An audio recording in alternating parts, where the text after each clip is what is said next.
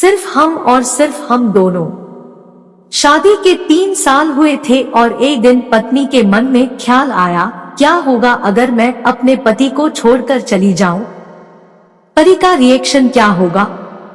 फिर वह क्या करेगा? इसी विचार के चलते पति की परीक्षा लेने के लिए उसने एक चिट्ठी लिखी। उसमें लिखा, आपके साथ रहकर बोर हो गई हूं। मुझे अब इस गृहस्थी से कोई लगाव नहीं है। मैं तुम्हारे साथ एक पल भी नहीं रह सकती, इसलिए मैं तुम्हें और इस घर को छोड़कर जा रही हूं। उसने वो चिट्ठी टेबल पर रखी और खुद बेड के नीचे जाकर छुप गई। थोड़ी देर बाद पति ऑफिस से घर लौट आया। उसे घर में अपनी पत्नी कहीं नहीं दिखी। फिर उसकी नजर टेबल पर रखी चिट्ठी पर पड़ी। चिट्ठी को उठाकर पढ़ा। थोड़ी देर तक बिल्कुल शांत रहा, कुछ नहीं बोला।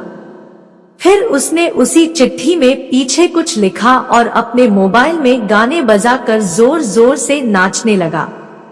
फिर उसने अपने कपड़े बदले और अपनी एक फ्रेंड को फोन लगाया और कहने लगा, मैं आज आजाद हो गया हूँ।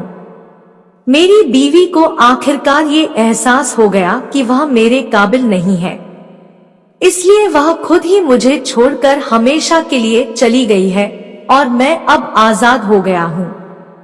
तुमसे अभी सामने वाले बगीचे में मिलना चाहता हूँ। फटाफट वहां आकर मुझे मिलो। ऐसा कहकर पति घर के बाहर निकल गया। दोनों आंखों में आंसू की धारा लिए पत्नी बेड के नीचे से बाहर निकली। उसके हाथ थर थर कांप रहे थे। कांपते हाथों से उसने टेबल पर रखी वो चिट्ठी उठाई और पढ़ी, जिसमें पति ने लिखा था, अरे पगले, तुम्हें तो ठीक से छुपना भी नहीं आता। बेड के नीचे से तुम्हारे पैर दिख रहे हैं। तुम जल्दी से गर्मा गर्म चाय बनाओ, मैं सामने के दुकान से बिस्किट लेकर आता हूँ। मेरे जीवन में खुशी तुम्हारे आने से है। आधी खुशी तुझे सताने में है और आधी तुझे मनाने में। आखिर लास्ट में तो हम दोनों ही साथ रहेंगे ना। कभी हम झगड़े, एक दूसरे की टांग खींचे, एक दूसरे को बुरा भला कहे, फिर भी एक दूसरे पर दादागिरी करने के लिए लास्ट में तो हम दोनों ही रहेंगे ना। जो बोलना है बोलो, जो करना है करो।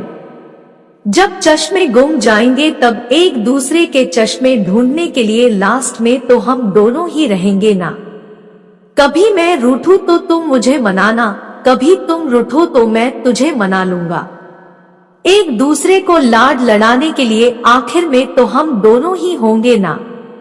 जब नजर से कम आएगा, सुनाई भी कम देगा, तब एक दूसरे में एक दूसरे को ढूंढने के लिए हम दोनों ही होंगे ना।